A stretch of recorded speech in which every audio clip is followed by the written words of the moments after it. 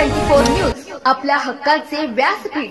महात्मा ज्योतिराव फुले शेतकरी कर्जमुक्ती योजना 2019 अंतर्गत प्रोत्साहनपर लाभास आधार प्रमाणीकरणास मुदतवाढ।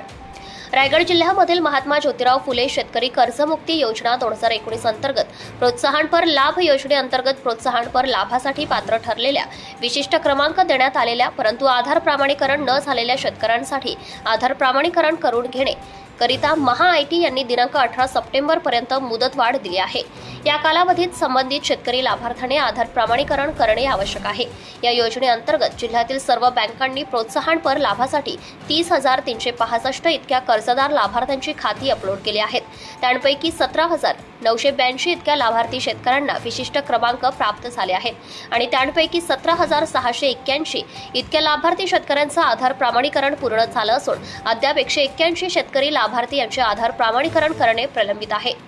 आधार प्रमाणीकरण केलेल्या लाभार्थी शेतकऱ्यांपैकी 16,744 पात्र लाभार्थी शेतकऱ्यांच्या खात्यांमध्ये रुपये 69.99 कोटी इतकी रक्कम शासनामार्फत अदा करण्यात आली आहे।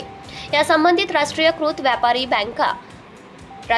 बँका, व्यापारी बँका, जिल्हा मध्यवर्ती सहकारी बँक व ग्रामीण बँकांनी देखील लाभार्थी शेतकऱ्यांना व्यक्तिशः कळवावे।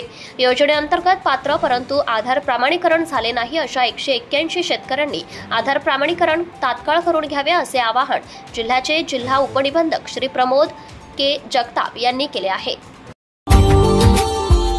Subscribe now and press the bell icon. Never miss an update.